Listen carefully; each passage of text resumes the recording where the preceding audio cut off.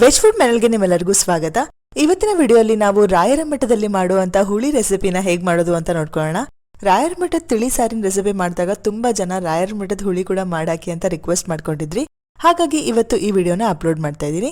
ಬನ್ನಿ ಹಾಗಾದ್ರೆ ರಾಯರ ಮಠದ ಹುಳಿ ರೆಸಿಪಿನ ಹೇಗೆ ಮಾಡೋದು ಅಂತ ನೋಡ್ಕೊಂಡು ಬರೋಣ. ಇದನ್ನ ಮಾಡೋದಕ್ಕೆ ಮೊದಲಿಗೆ ನಾನಿಲ್ಲಿ ಒಂದು ಪ್ಯಾನಲ್ಲಿ ಸುಮಾರಾಗಿ ಒಂದು 2 ದೊಡ್ಡ ಕಪ್ನಷ್ಟು ಬೇಳೆನ 2 ಗಂಟೆಗಳ ಕಾಲ ನೆನೆಸಿಟ್ಕೊಂಡಿದ್ದೆ. ಹೀಗೆ ನೆನೆಸಿಟ್ಕೊಳ್ಳೋದ್ರಿಂದ ಬೇಳೆ ತುಂಬಾನೇ ಚೆನ್ನಾಗಿ ಬೇಯುತ್ತೆ. ಇದನ್ನ ಒಂದು ಕುಕ್ಕರಿಗೆ ಹಾಕೊಳ್ಳಿ. 1 ದೊಡ್ಡ ಚಮಚೆಯಷ್ಟು ಹೆಸರು ಕಾಳನ್ನ ಹಾಕೊಳ್ಳಿ. ಜೊತೆಗೆ 1 ಚಮಚೆಯಷ್ಟು ಮೆಂತೆ ಕಾಳನ್ನು ಹಾಕೊಳ್ಳಿ. 1 ಚಮಚೆಯಷ್ಟು ಅರಿಶಿನದ ಪುಡಿನ ಹಾಕೊಳ್ಳಿ. ಹಾಗೆ 1 ಚಮಚೆಯಷ್ಟು ಎಣ್ಣೆನ ಹಾಕೊಂಡು ಕುಕ್ಕರ್ ಮುಚ್ಚಳ ಮುಚ್ಚಿ ಸುಮಾರಾಗಿ ಒಂದು 2 ರಿಂದ 3 ವಿಷಲ್ಸ್ವರೆಗೂ ಕೂಗಿಸ್ಕೊಳ್ಳಿ. ತೀರಾ ನೀರಾಗಿ ಇದು ಬೇಯಬಾರದು, ಸ್ವಲ್ಪ ಗಟ್ಟಿಯಾಗಿ ಬೇಳೆ ಇರಬೇಕು. ಇದು ಬೇಯೋವರೆಗೂ ನಾನಿಲ್ಲಿ ಸಿಹಿ ಕುಂಬಳಕಾಯಿನ ಕತ್ತರಿಸ್ಕೊಳ್ತಾ ಇದ್ದೀನಿ. ಸುಮಾರಾಗಿ 300 ಗ್ರಾಮ್ ಅಷ್ಟು ಕುಂಬಳಕಾಯಿನ ನಾನಲ್ಲಿ ಬಳಸ್ತಾ ಇದ್ದೀನಿ. ಇದ್ರ ಜೊತೆಗೆ ಸ್ವಲ್ಪ ಬೀನ್ಸ್ ಅನ್ನ ಕೂಡ ಸೇರಿಸ್ತಾ ಇದ್ದೀನಿ. ನೀವು ಬೇಕಂದ್ರೆ ಮಂಗಳೂರು ಸೌತೆಕಾಯಿ ಹಾಕೊಳ್ಬೋದು, ಬಟಾಣಿ ಹಾಕೊಳ್ಬೋದು, ಶೇಂಗಾ ಹಾಕೊಳ್ಬೋದು, ಇಲ್ದಿದ್ರೆ ಬೆಂಡೆಕಾಯಿನ ತಾಳಿಸಿ ಅದನ್ನು ಕೂಡ ಹಾಕೊಳ್ಬೋದು. ಈಗ ಪ್ಯಾನ್ ನಲ್ಲಿ ಸುಮಾರಾಗಿ ಒಂದು 2 ರಿಂದ 3 ದೊಡ್ಡ ಚಮಚೆಯಷ್ಟು ಎಣ್ಣೆ ಹಾಕೊಳ್ತಾ ಇದ್ದೀನಿ. ಎಣ್ಣೆ ಕಾದ್ಮೇಲೆ ಇದಕ್ಕೆ 1 ಚಮಚ ಸಾಸಿವೆ, 1 ಚಮಚ ಜೀರಿಗೆ ಹಾಕೊಳ್ತಾ ಇದ್ದೀನಿ. ಜೀರಿಗೆ ಚಟ್ಕೊಟ್ಟ ಮೇಲೆ ಇದಕ್ಕೆ ಸುಮಾರಾಗಿ ಒಂದು 3/4 ಚಮಚೆಯಷ್ಟು ಇಂಗನ್ನ ಹಾಕೊಳ್ತಾ ಇದ್ದೀನಿ. ಒಂದು ಸ್ವಲ್ಪ ಕರಿಬೇವು ಸೊಪ್ಪನ್ನ ಹಾಕೊಂಡು ಇವನ್ನೆಲ್ಲ ಚೆನ್ನಾಗಿ ಕೈ ಆಡ್ಕೊಳ್ಳಿ. ಮುಂಚೆ ಕತ್ತರಿಸ್ಕೊಂಡು ಇಟ್ಕೊಂಡಿರುವಂತಹ ಕುಂಬಳಕಾಯಿ ಮತ್ತೆ ಬೀನ್ಸ್ ಅನ್ನ ಸೇರಿಸಿ ಇವನ್ನೂ ಒಂದ್ಸಲ ಚೆನ್ನಾಗಿ ಕೈ ಆಡ್ಕೊಳ್ಳಿ. ಈಗ ಇದಕ್ಕೆ ರುಚಿಗೆ ಬೇಕಾದಷ್ಟು ಉಪ್ಪು ಹಾಕಿ ಹಾಗೆ ಒಂದು 2 ದೊಡ್ಡ ಕಪ್ನಷ್ಟು ನೀರನ್ನ ಹಾಕೊಂಡು ಇದನ್ನೆಲ್ಲ ಚೆನ್ನಾಗಿ ಕೈಯಾಡಿ ಕುಂಬಳಕಾಯಿ ಚೆನ್ನಾಗಿ ಬೇಯಬೇಕು. ಅಲ್ಲಿವರೆಗೂ ಇದಕ್ಕೆ ಬೇಕಾಗಿರುವಂತ ಹುಳಿ ಮಸಾಲೆನ ನಾವು ಮಾಡ್ಕೊಳ್ಳೋಣ.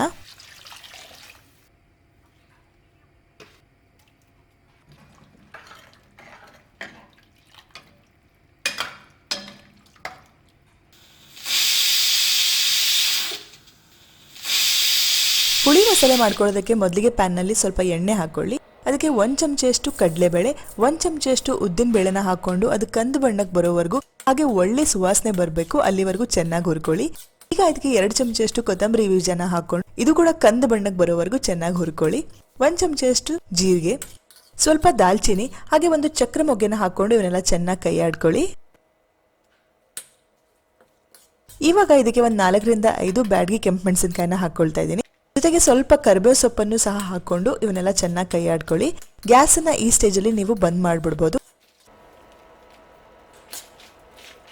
2 ರಿಂದ 3 ದೊಡ್ಡ ಚಮಚೆಯಷ್ಟು ತೆಂಗಿನ ಹೋಳುಗಳನ್ನ ನಾನಿಲ್ಲಿ ಹಾಕೊಳ್ತಾ ಇದ್ದೀನಿ. ನಾನಿಲ್ಲಿ ಫ್ರೆಶ್ ಆಗಿರುವಂತ ತೆಂಗಿನಕಾಯಿನ ಬಳಸಿದ್ದೀನಿ. ಜಾಸ್ತಿ ದಿನ ಇಟ್ಕೋಬೇಕು ಅಂತ ಇದ್ರೆ ನೀವು ಒಣ ಕೊಬ್ಬರಿನ ಬಳಸಬೇಕು. ಇದು ಪೂರ್ತಿ ತಣ್ಣಗಾದ್ಮೇಲೆ ಒಂದು ಮಿಕ್ಸರ್ ಜಾರಿಗೆ ಹಾಕೊಂಡು 1 ಚಮಚದಷ್ಟು ಖಾರದ ಪುಡಿ ಹಾಗೆ ಅರ್ಧ ಚಮಚೆಯಷ್ಟು ಇಂಗನ್ನ ಹಾಕೊಂಡು ಇವನ್ನೆಲ್ಲ ತರಿಯಾಗಿ ಪುಡಿ ಮಾಡಿಟ್ಕೊಳ್ಳಿ. ಹುಳಿ ಮಸಾಲೆ ಅಂತೂ ರೆಡಿ. ನೀವಿಲ್ಲಿ ನೋಡ್ತಾ ಇರ್ಬೋದು ಕುಂಬಳಕಾಯಿನೂ ತುಂಬಾ ಚೆನ್ನಾಗಿ ಬೆಂದಿದೆ. ಮುಂಚೆ ಬೇಯಿಸಿಟ್ಕೊಂಡಿರುವಂತ ಬೇಳೆನ ಇದಕ್ಕೆ ಸೇರಿಸಿ ನಮ್ಮ ಚೆನ್ನಾಗಿ ಕೈ ಆಡೋಣ. 2 ರಿಂದ 3 ಚಮಚೆಯಷ್ಟು ಮಾಡಿಟ್ಕೊಂಡಿರುವಂತ ಹುಳಿ ಪುಡಿನ ಹಾಕೊಳ್ಳಿ. 2 ದೊಡ್ಡ ಚಮಚೆಯಷ್ಟು ಹುಣಸೆ ಹಣ್ಣಿನ ರಸ ಹಾಗೆ ಒಂದು ದೊಡ್ಡ ನಿಂಬೆ ಹಣ್ಣಿನ ಗಾತ್ರದಷ್ಟು ಬೆಲ್ಲನ ಹಾಕೊಳ್ಳಿ. ಮುಂಚೆನೆ ನಾನು ತುಂಬಾ ಉಪ್ಪು ಹಾಕೊಂಡಿದ್ದೆ, ಹಾಗಾಗಿ ಮತ್ತೆ ಸೇರಿಸಿಲ್ಲ. ನೀವು ರುಚಿ ನೋಡಿ ಬೇಕು ಅಂದ್ರೆ ಉಪ್ಪನ್ನ ಸೇರಿಸ್ಕೊಳ್ಬಹುದು.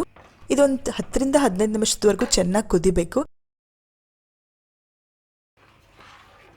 ನಿಮಗೆ ಒಳ್ಳೆ ಘಮ ಬರೋದಕ್ಕೆ ಶುರು ಆಗುತ್ತೆ ನೋಡಿ. ಇದು ಈಗ ಚೆನ್ನಾಗಿ ಕುದೀತಾ ಇದೆ. ಇದಕ್ಕೆ ನಾನು ಫ್ರೆಶ್ ಆಗಿ ಕತ್ತರಿಸ್ಕೊಂಡು ಇಟ್ಕೊಂಡಿರುವಂಥ ಕೊತ್ತಂಬರಿ ಸೊಪ್ಪನ್ನು ಹಾಕಿ ಚೆನ್ನಾಗಿ ಕೈ ಆಡ್ಕೊಳ್ತಾ ಇದ್ದೀನಿ. ಕೊತ್ತಂಬರಿ ಸೊಪ್ಪು ಹಾಕೊಂಡಾದ್ಮೇಲೆ ಒಂದು 2 ನಿಮಿಷ ಕುದಿಸ್ಕೊಂಡ್ರೆ ಸಾಕು. ಘಮಿಸ್ತಾ ಇರುವಂಥ ಬಿಸಿ ರಾಯರ ಮಠದ ಹುಳಿ ರೆಡಿ. ಖಂಡಿತ ಈ ರೆಸಿಪಿನ ಟ್ರೈ ಮಾಡಿ, ನಿಮ್ಮೆಲ್ಲರಿಗೂ ಡೆಫಿನೆಟ್ ಆಗಿ ಇಷ್ಟ ಆಗುತ್ತೆ.